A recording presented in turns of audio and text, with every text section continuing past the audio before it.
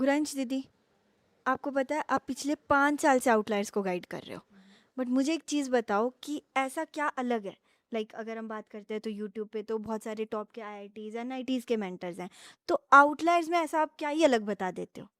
अ, अगर हम यूट्यूब के कंपैरिजन में बात करेंगे तो जो एक सबसे बड़ा स्टार्क डिफरेंस मुझे लगता है कि सबसे बड़ा जो एक ऐसे ब्रेकिंग पॉइंट है, आइडेंटिफिकेशन वाला पॉइंट है, दैट इज़ कि सब लोग बता देते हैं कि ये कर लो, पर कोई भी इंसान साथ चल के ये चेक नहीं कर रहा होता, या कोई भी इंसान ऐसे पूरी थ्रू आउट द जर्नी साथ नहीं चल रहा होता इन एनी मैटर, चाहे वो छोटे छोटे डाउट्स जो थ्रू आउट द जर्नी हमारे आ रहे होते हैं, सिलेबस को लेकर के, मॉक टेस्ट को लेकर के, इस टाइम पर हम सीरियस इतने नहीं हो रहे होते, तो काफ़ी सारी चीज़ें हमारी छूट भी रही होती है, राइट? तो उन सब चीज़ों को वापस कैसे साथ लेकर के चलना है, एंड उसी के साथ साथ फिर अभी धीरे धीरे करके मॉक टेस्ट वाला हमें ट्रांजिशन लेना होता है। मॉक टेस्ट देते कैसे हैं, एनालिसिस कैसे करना है, उसके अलावा जो ये दिन दिन दिन जो छोटे छोटे चेंजेस हमें करने होते हैं वो कोई देख नहीं रहा होता है। तो कोई देख नहीं रहा होता तो कोई बता नहीं रहा होता है। तो खुद से ही जो सर्च करने वाले इंसान होता है, इसीलिए हम देखते हैं ना कि ऑनलाइन से कम रैंक्स बन रही होती हैं, क्योंकि मोस्ट ऑफ द चीज़ें जो आ रही होती है वो इसलिए आ रही होती है कि अगर स्टूडेंट करना चाह रहा है, बहुत ऐसे स्ट्रॉन्ग विल वाला कोई स्टूडेंट है, तो ही वो चीज़ें हो पाती हैं।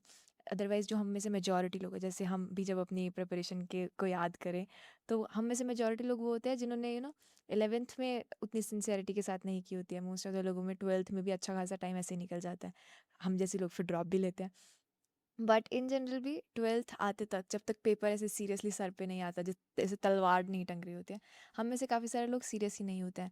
एंड फिर एंड टाइम पर आकर के जब हम सीरियस होना स्टार्ट होते हैं, तो उसमें इतनी प्रोग्रेस नहीं हो पाती है डेफिनेटली, जो कि अगर अभी से हम काम कर रहे थे तो हो जाती, राइट?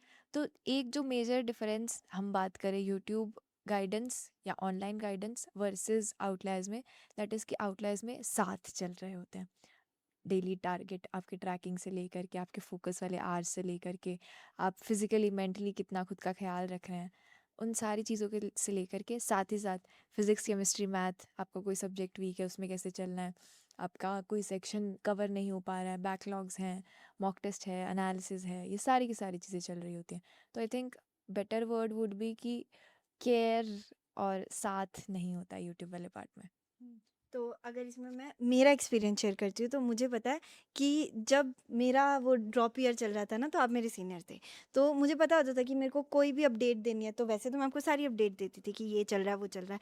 बट बहुत बार ऐसा होता था कि मुझे पता ही नहीं होता था कि मैं एक गलती कर रही हूँ जहाँ पे मुझे सीनियर्स टोकते थे कि ये गलत है। एंड वही प्रिपरेशन में बहुत इंपॉर्टेंट होता है, क्योंकि अगर तुम्हें नहीं पता चला ना टाइम पे कि तुम कहाँ गलत हो तो तुम बहुत ज़्यादा टाइम वेस्ट कर दोगे। एंड इस बार तो हमने और ज़्यादा एग्रेसिव कर दिया, क्योंकि ये सारी चीज़ें ट्रैक हो रही होगी तुम्हारी वेबसाइट के ऊपर। एंड वेबसाइट जो ट्रैकिंग दे रही है ना, वो कहीं एग्जिस्ट नहीं करती है। और वो ट्रैकिंग तुम्हें टाइम टू टाइम बता देगी कि तुम्हें क्या ठीक कब ठीक करना है।